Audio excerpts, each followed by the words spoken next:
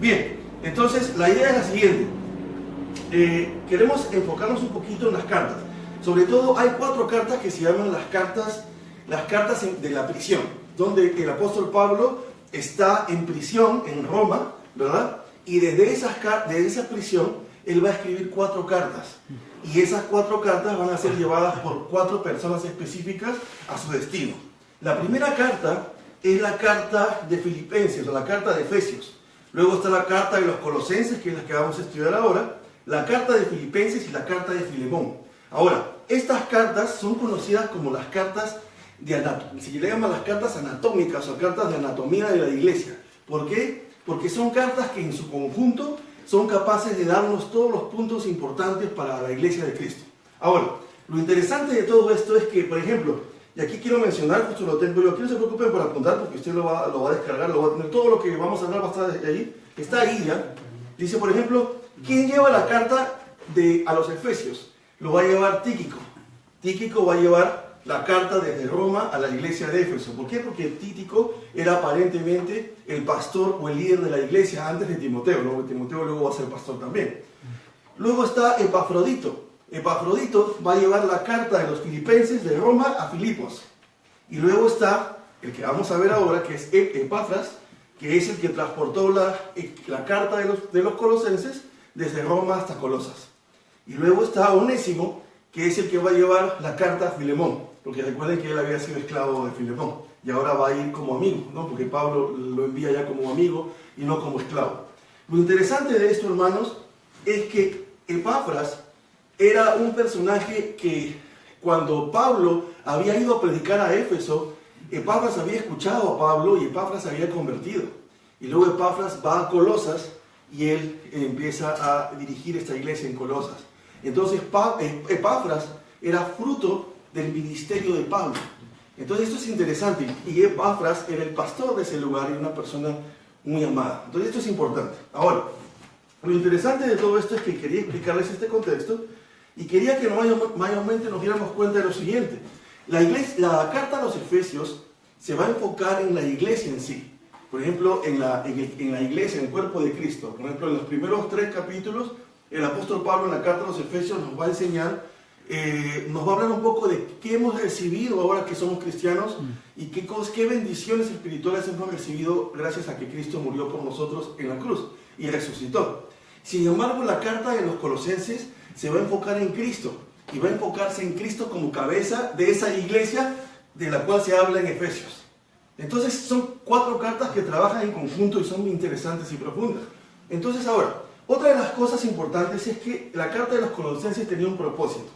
Habían doctrinas que en la iglesia de Colosenses estaban infiltradas. Y ahora quiero mencionarles un poquito de esos puntos, porque ese contexto es importante si queremos entender este libro. Porque, por ejemplo, hay un texto que dice, por ejemplo, que cuando vienes a Cristo y conocerás, dice el misterio, dice, en él están escondidos todos los misterios del conocimiento, dice, y Dios dice, pero ¿por qué usa la palabra misterio?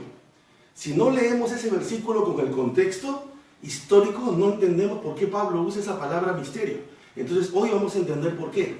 Lo que eran las famosas llamadas religiones de misterio de esa época, ¿no? Entonces ahora vamos a ver un poquito sobre eso.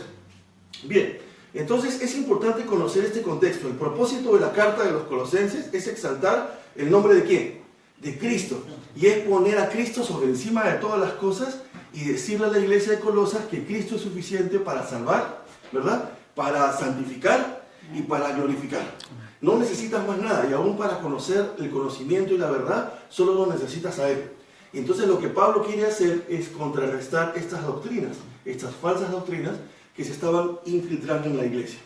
Muy bien, ahora, una vez que les mencioné esto, quiero ahora discutir con ustedes cada punto. Por ejemplo, una de las cosas que es importante entender es que en la iglesia de Colosas y en el contexto en el que la iglesia vivía, no solamente habían filosofías judías, sino que también habían filosofías grecorromanas. Recuerden que muchas de esas ciudades habían sido prácticamente heredado las costumbres de Alejandro Magno y de costumbres griegas, costumbres romanas, costumbres paganas. Entonces tenían filosofías y pensamientos diferentes. Y no solamente las iglesias, es como nosotros, por ejemplo, nosotros somos de diferentes naciones y obviamente aprendemos el uno del otro, pero si nos sentamos y nos empezamos a conversar, nos vamos a dar cuenta que en cada nación se utilizan diferentes, hay diferentes costumbres. Obviamente no estamos comparando en que una sea mejor que la otra, no, sino lo que quiero enfocar es que son diferentes. Y si bien es cierto, estas son costumbres, en este caso es distinto. Aquí lo que se está hablando es de filosofías, que cada cultura tenía una teología diferente, por decir así.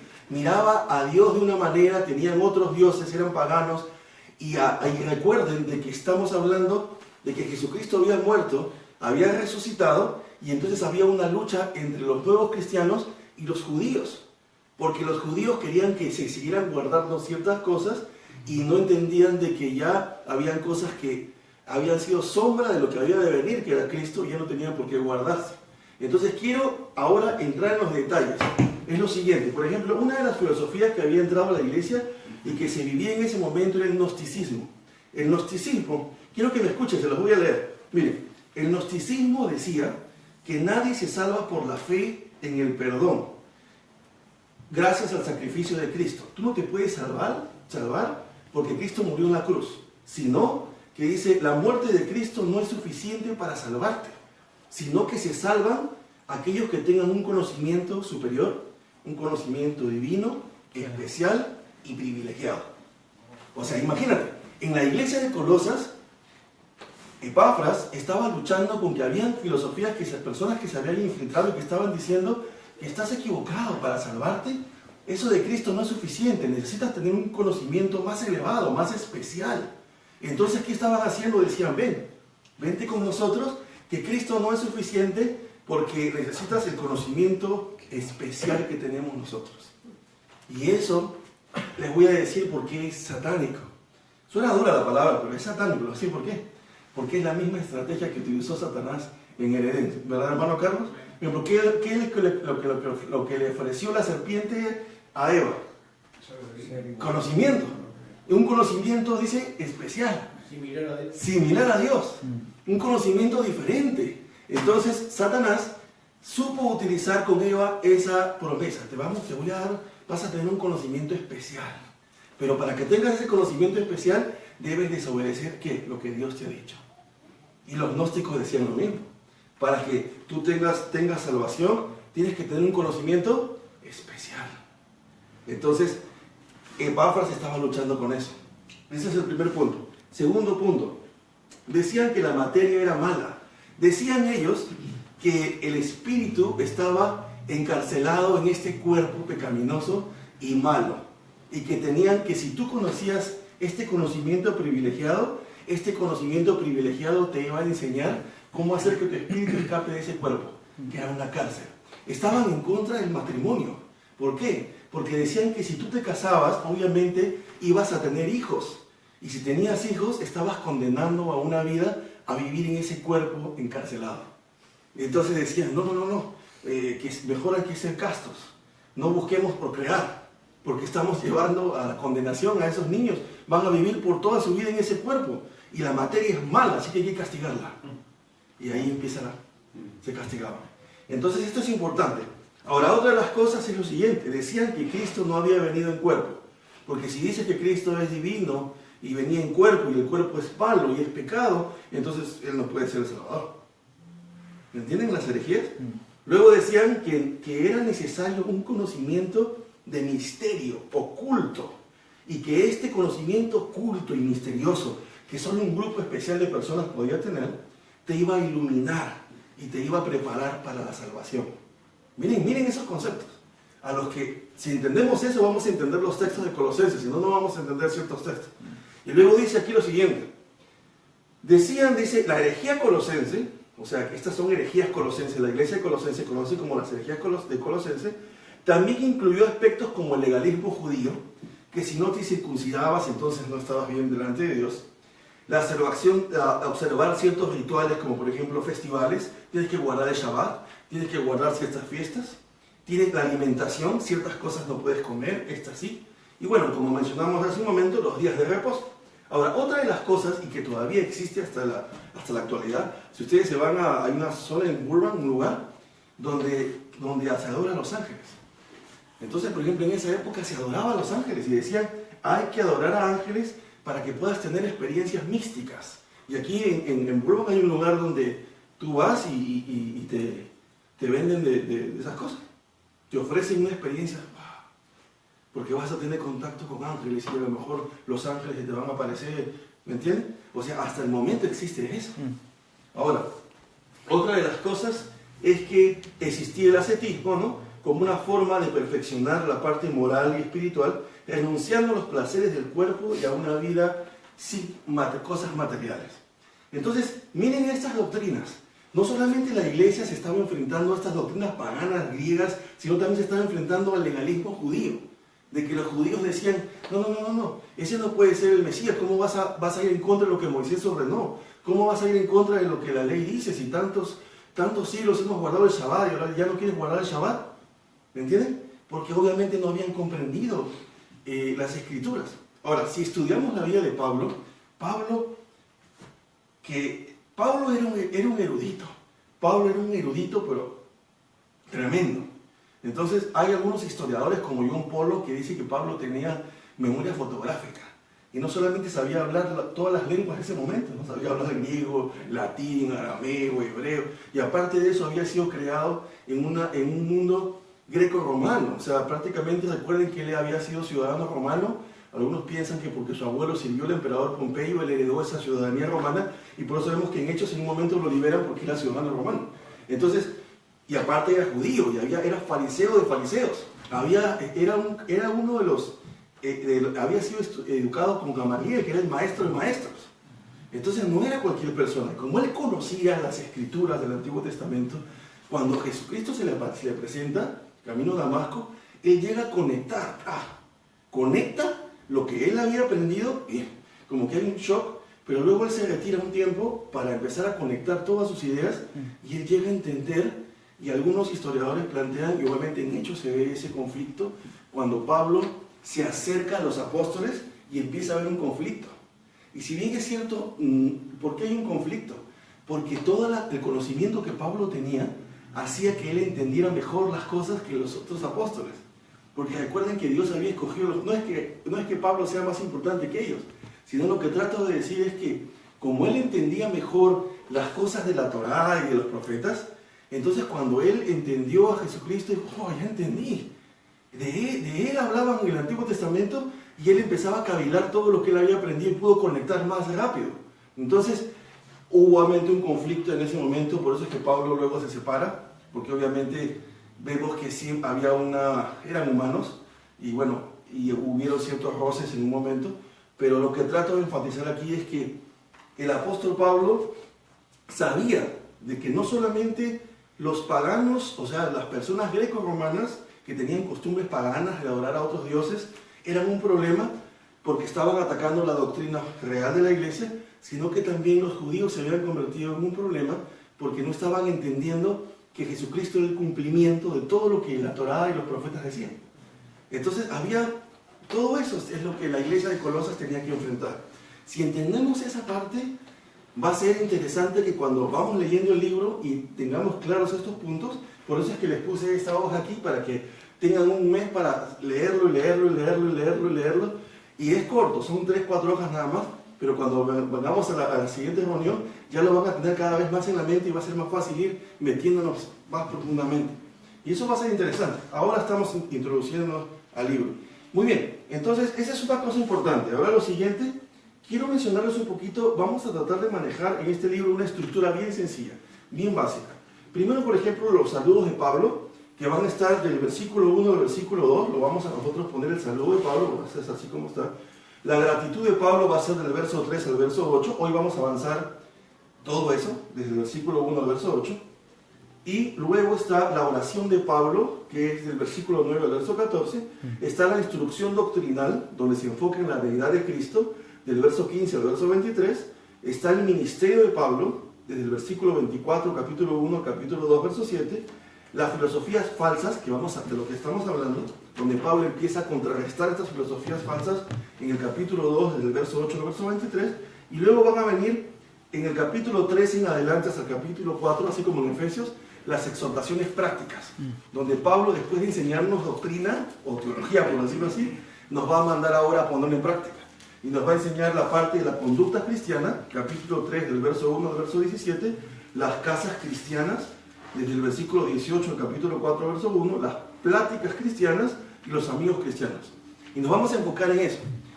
Entonces, lo primero que queremos hacer ahora es entender este contexto. Es importante entender el contexto de la iglesia de Colosas y con eso poder ir a los primeros dos versículos. Quiero ir con ustedes a los primeros dos versículos.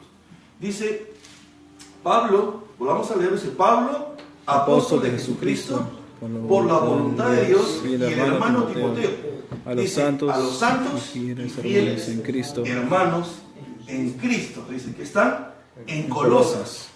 Ahora, ¿dónde estaban ellos? En Colosas, muy bien. Ahora, lo interesante de esto es que dice que era Pablo, apóstol de Jesucristo, por la voluntad de Dios. Y aunque esto parece repetitivo, es importante mencionar que Pablo se está identificando como un apóstol que ha sido llamado por Jesucristo. O sea, él no se autodenominó apóstol, sino que Jesucristo mismo lo llamó. O sea, está diciendo, esta carta la está escribiendo alguien que tiene autoridad dada por Cristo mismo, ¿no? O sea, ninguno de nosotros podría decir eso, ¿no? Pero él fue obviamente, específicamente Jesucristo le dijo, esto es lo que tú tienes que hacer. Recuerden que cuando él está camino a Damasco dice, yo te mostraré lo que vas a hacer, ¿no? Entonces, él ha sido llamado por Jesucristo. Dice, y el hermano Timoteo. O sea, aquí están mencionando que quienes están escribiendo la carta es ¿quién? Pablo y el hermano Timoteo. O sea, hay obviamente que a lo mejor Timoteo le estaba ayudando a escribir la carta, era como un amanuense, ¿no? Le estaba ayudando, ok, yo te escribo, y él iba dictando. Entonces, o a lo mejor estaban juntos, obviamente estaban juntos a la hora de escribir la carta. Dice, a los santos y fieles hermanos en Cristo. Y esto es importante, aquí quiero enfatizar. Si bien es cierto, los textos pueden sonar como muy santos y fieles, pero hay algo muy profundo aquí. Se supone que Pablo no habla por hablar.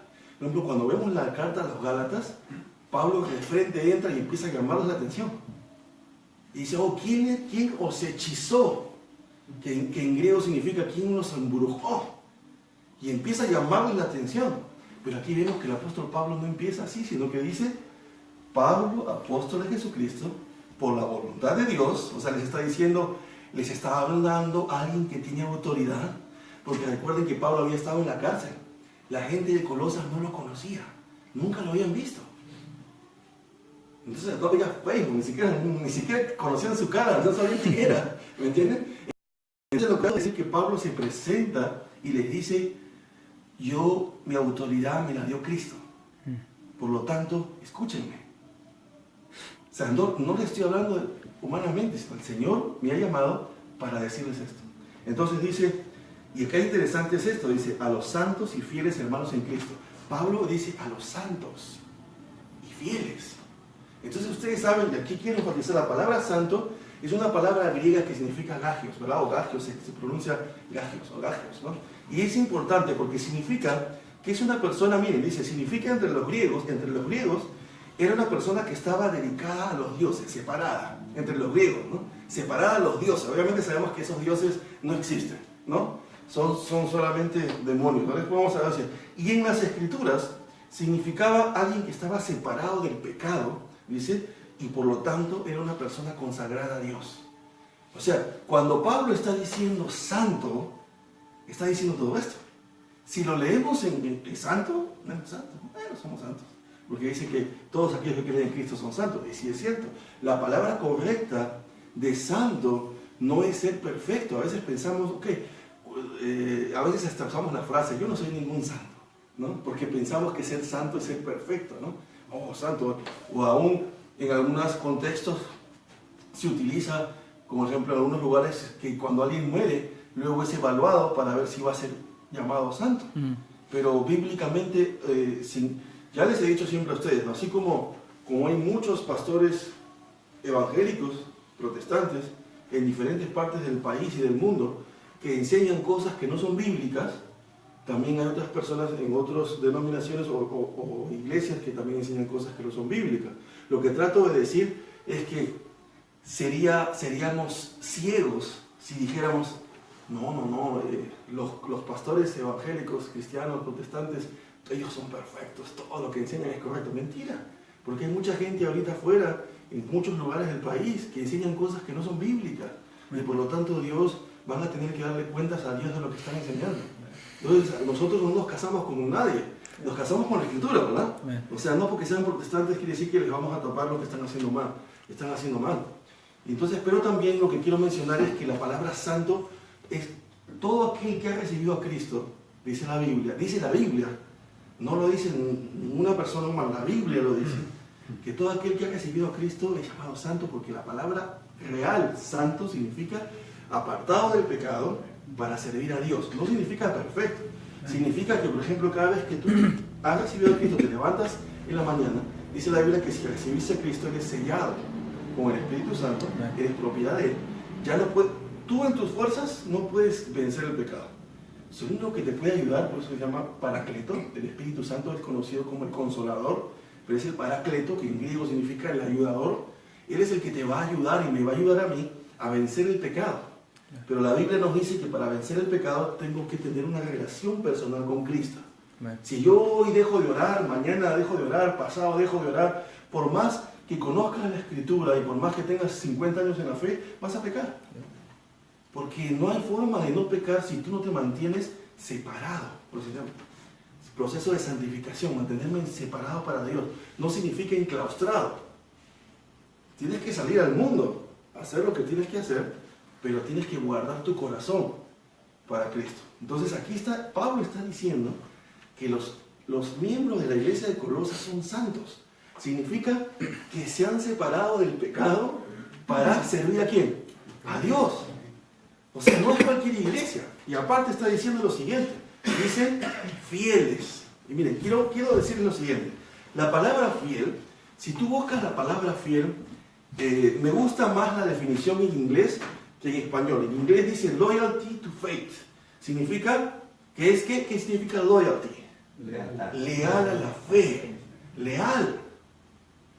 O sea, está diciendo que los miembros de la iglesia de Colosas son leales a la fe. O sea, no son traidores. No son personas que dicen, somos cristianos, pero luego cuando tienen que servir al Señor, le dan la espalda al Señor. Y no son fieles, sino que son leales. Dice, loyalty to faith, leal a la fe. Pero lo más interesante que me gusta aquí es que significa lealtad y fidelidad, sí es cierto. Pero ahí la palabra es faithful, ¿no? Que significa loyalty to faith. Y la palabra fe, eso es lo más interesante y me encanta aquí porque dice, Timoteo a los santos y fieles hermanos en Cristo. Dice, santos y fieles hermanos en Cristo. O sea, no está diciendo que son simplemente fieles, son fieles en Cristo. Y esa palabra en Cristo es profunda. Porque la podemos pasar por alto, pero si la analizamos no es tan superficial. De ser fiel en Cristo significa que tienes una relación íntima con Él. Que tu fidelidad y tu santidad es producto de tu relación íntima con Cristo. Es lo que Pablo les está diciendo. Les está diciendo, fieles, dice, santos y fieles hermanos en Cristo que están en Colosas, gracia y paz sean a vosotros, de Dios nuestro Padre y del Señor Jesucristo. Eso es importante, gracia, ¿no? Gracia y paz. Ya sabemos que la gracia es el favor inmerecido. Es lo que tú y yo no merecemos. La Biblia dice que nadie, no hay ningún ser humano en el planeta, no existe, que pueda hacer las suficientes obras para ir al cielo. Nadie. La Biblia dice en Romanos que no hay justo ni aun uno. Nadie puede tener los méritos suficientes para decir, yo soy tan bueno, merezco ir al cielo. Nadie. Porque inclusive hay muchas personas en el mundo que dicen, yo no necesito ir a la iglesia. ¿Por qué? Porque yo no robo, no mato, no soy un violador. Yo soy bueno, le hago el bien a todo el mundo. Sí, pero es que a lo mejor esa persona comparada con nosotros, que somos imperfectos, es bueno. Pero si lo ponemos comparado con Dios, se queda corto. Ninguno es nada. Si te comparas y te paras de frente a la presencia de Dios, le vas a poder decir a Dios, Señor, yo soy bueno, soy tan perfecto. Y Dios va a decir, comparado con ellos, quizás a lo mejor, pero conmigo, no. Entonces, esto es importante. ¿Por qué es importante? Porque no hay obra que pueda hacerte salvo. Por eso es importante, y Pablo menciona ahí, es por gracia. Por eso la Biblia dice, la salvación no es por obras para que nadie se gloríe. Para que nadie diga, no, yo he hecho las suficientes obras, soy tan bueno, ayudo a tanta gente, porque yo les digo, podemos ayudar, podemos salir ahorita y acabar con los jóvenes de Estados Unidos. Vamos a poner. Pero si no hemos aceptado a Cristo en nuestras vidas, si no vivimos una vida conforme a lo que la Biblia manda, no lo que manda el hombre, no vas a entrar al cielo. Porque entonces vamos a llegar y vamos a decir, Señor, déjame entrar al cielo porque ayudé a 1000 jóvenes en Estados Unidos y no sabes cómo les ayudé, les di mi tiempo, mi dinero. Y Dios va a decir, hey, está bien, qué bueno. Pero recuerdas que la Biblia dice que nadie iba a entrar al cielo porque era bueno, sino porque ahí iba a aceptar a Jesús. Entonces Pablo está diciendo ahí, es por gracia. Dice, gracia y paz. Paz sean a ustedes. Y lo interesante de esto es que luego dice ahí, dice, siempre orando por vosotros, damos gracias a Dios. El versículo 3, Padre de nuestro Señor Jesucristo. Dice, siempre orando por vosotros.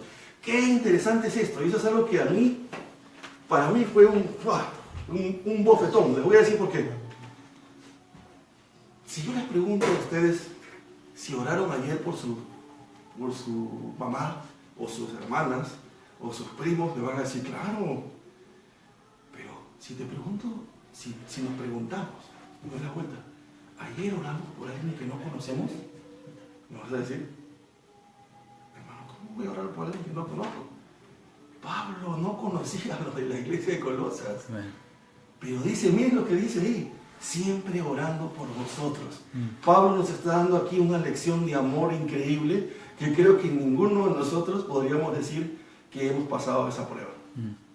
A lo mejor. Voy a generalizarlo, no voy a decir tú sí, tú no. Ninguno es perfecto. ¿Cuántas veces hemos orado por personas que no conocemos? Difícil, ¿no? Pero Pablo está orando por personas que no conoce. El amor de Dios, la carga que él tenía por gente que no conocía. Dios nos ayude a nosotros. Y justo hoy la meta es terminar temprano. Voy a tratar de terminar en 10 minutos porque es corto la introducción. Porque me gustaría que hoy, para empezar, la idea era hacerlo media hora. Dios quiera que las mujeres se demoren un poco más. Señor, ¿para qué? Porque en media hora me gustaría, todos los meses vamos a hacer lo siguiente. Vamos a parar, y te lo digo para que ya vayas pensando. Vas a decir un nombre, pero esta vez no te vas a callar. Lo vas a decir con nombre. Roberto fulano de tal. Mi vecino, mi papá, mi primo, mi abuelo. No conoce a Cristo. Y me gustaría que presentarle a Cristo. Entonces, ¿qué vamos a hacer? Nos vamos a postrar media hora. No 5 minutos. Yo sé que va a ser difícil, ¿no? Media hora. Y vamos a orar por esa persona. Y tú dirás, pero hermano, media hora sí, porque la Biblia nos enseña que tiene que haber un equilibrio. Vamos a estudiar la Escritura a profundidad, pero todas las reuniones vamos a tener media hora de postrados, porque solamente de esa manera vamos a poder alcanzar a otros con el Evangelio. Porque así Dios va, solamente una relación íntima con Cristo puede hacer que en nosotros nazca amor por ahí, que a lo mejor ni vemos ni conocemos. Humanamente no lo vamos a hacer nunca. Entonces vamos a hacerlo. Entonces, lo interesante de esto es que dice, Pablo oraba por ellos, dice, damos gracias a Dios Padre, nuestro Señor Jesucristo, habiendo oído de vuestra fe en Cristo Jesús. Y otra vez resaltamos lo que mencionamos hace un rato. He oído de vuestra fe en Cristo. O sea, la fe de ustedes es producto de una relación íntima con Cristo. No es producto de tu mente. No es que nosotros caminamos y decimos, vengo a la iglesia hace 15 años. Y eres un hombre de fe. Claro, si vengo a la iglesia hace 15 años. No estamos hablando de ese tipo de fe. Estamos hablando de una fe que es producto de una relación íntima. Hermano, sí, tengo fe porque hoy oré media hora en la mañana. Hoy tengo fe porque ayer antes de dormir oré media hora. Hermano, tengo fe, soy un hombre de fe porque estuve analizando la Escritura y pude compartir el Evangelio y estoy tratando de luchar para me cuesta. Me levanto en la mañana y no tengo ganas de orar. ¿Quién puede decir que cuando se levanta en la mañana tiene ganas de orar? Yo no. Si alguien me dice que cuando se levanta en la mañana quiere orar, uy, le quedo de premio. Porque somos imperfectos. Pero allí está la madurez. Por ejemplo, es como cuando tú, bueno, si estás casado obviamente, y pasa una mujer por la calle, tú no puedes ir andando con una bolsa en la cabeza. Como soy cristiano, con una bolsa. No veo a nadie. No. Va a haber un momento que vas a pasar y va a pasar una mujer quizás vestida de una manera que no debe estar vestida. ¿Cómo puedes ir a la calle y decir que se viste de una manera como tú piensas? La gente sabe vestir como quiera. Ojo, tú puedes decidir mirarla. Tú puedes ser hombre, puedes decidir desearla. Puedes decidir pecar. Pero es que no se trata de si lo sientes o no. No se trata de que si nuestra madurez en Cristo nos va a decir, estás casado. Pero la chica que ha pasado está guapa. Sí, es tu mente. Pero ¿qué vas a decidir hacer tú? ¿Te vas a levantar en la mañana? ¿No vas a querer orar? No, yo no quiero orar. Ay, no, qué flojera. Pero, ¿qué es lo que va a decir? ¿Qué es lo que debería decir nuestra madurez en Cristo? No quiero orar. Señor, pero voy a hacerlo. No importa, Señor, renegando, pero me voy a arrodillar. Ya cuando empiezan a pasar los 5 minutos, ya, si son con 10. Al principio cuesta 10, 15, pues luego 10 se convierte en 15, 15 en 20, 20, 25, 25 en 30, y no se nota, ¿no? Es como cuando nosotros nos pasa al contrario, nos pagamos un pancito, luego 2, luego 3. O sea, pero en la oración también, o sea, nos damos 5 minutos, luego 10, luego 15, luego 20, luego 25. El Señor nos va a ayudar, pero es la madurez. Por eso es que aquí el apóstol Pablo está diciendo que esa fe debe ser producto de mi relación con Cristo, mi relación íntima con Él. ¿Recuerdan cuando Pablo dice en Mateo 7, muchos me dirán en aquel día, ¿acaso yo no profeticé en tu nombre? ¿Acaso yo no hice tal o cual cosa? Y Jesucristo dice, yo voltearé y os diré, apartaos de mí, hacedores de maldad, yo nunca os conocí. Y la palabra conocer ahí en griego significa intimidad. ¿Nunca tuviste intimidad conmigo? ¿Nunca me buscaste? ¿Nunca hablaste conmigo? ¿Nunca oraste? ¿Nunca querías estar conmigo? ¿De qué me hablas? No, pero yo iba a la iglesia todos los domingos. Sí, pero te sentabas ahí y cuando cantaban, tu mente estaba en otro lado. Y cuando estudiaban la Biblia, nada, la escuchabas, pero ¿acaso buscabas aplicarla? Claro, no que eras perfecto, pero luchabas.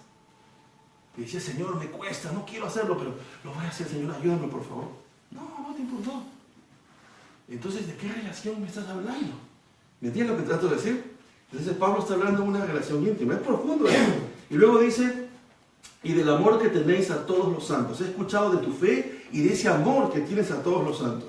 Dice, a causa de la esperanza que os está guardada en los cielos, de la cual ya habéis oído por la palabra verdadera del Evangelio que ha llegado hasta vosotros. El día de hoy lo vamos a hacer hasta ahí, pero voy a profundizar en esto y ahí lo vamos a dejar para orar. Pero quiero mostrar lo siguiente. En estos 3 versículos, del versículo 3 al versículo 5, el apóstol Pablo les está diciendo a ellos y les está diciendo a nosotros los rasgos o los 3 rasgos más importantes en este texto de una experiencia con Cristo. ¿Cuáles crees que son? Es fe, amor y esperanza. El apóstol Pablo nos está diciendo, si hay rasgos que deben identificar a alguien que tiene una relación con el Señor, en este pasaje son 3. Es una fe en Cristo. ¿Tienes fe en Cristo? ¿Tu fe es producto de tu relación con Él? ¿Mi fe es producto de mi relación con Él? Siguiente, y del amor que tenéis a todos los santos. ¿Tenemos amor para nuestros hermanos? Aquí está hablando del amor para los santos. ¿Tenemos amor entre nosotros? ¿Nos amamos? ¿Nos soportamos, como dice la Biblia, y soportándonos unos a otros en el amor del Señor? ¿Nos soportamos o vamos a cometer errores todos? Sí, todos. Todos. No hay ninguno que esté aquí que no vaya a poder fallarnos entre nosotros. Por eso es que Jesús sabía eso y por eso Jesús, aún en el Sermón del Monte, ya lo hemos visto, le dice, si alguno de tus hermanos tiene algo contra ti, ve y ponte de acuerdo con él. No dice, si alguien tiene algo contra ti, quédate así resentido con él y sigue mirándolo, ya no le hables. No. Dice, si alguien tiene algo contra ti, ve y ponte de acuerdo, búscalo. ¿Sabes qué? Mira, la vez pasada me hiciste esto y me dolió. Quiero decirte que me quería resentir. Y a lo mejor la otra persona escucha y dice que perdóname, me equivoqué, no me di cuenta. Y se ponen de acuerdo y se piden perdón. O sea, lo que trato de decir es el amor práctico. O sea, el Señor está diciendo, ¿tenemos amor entre nosotros?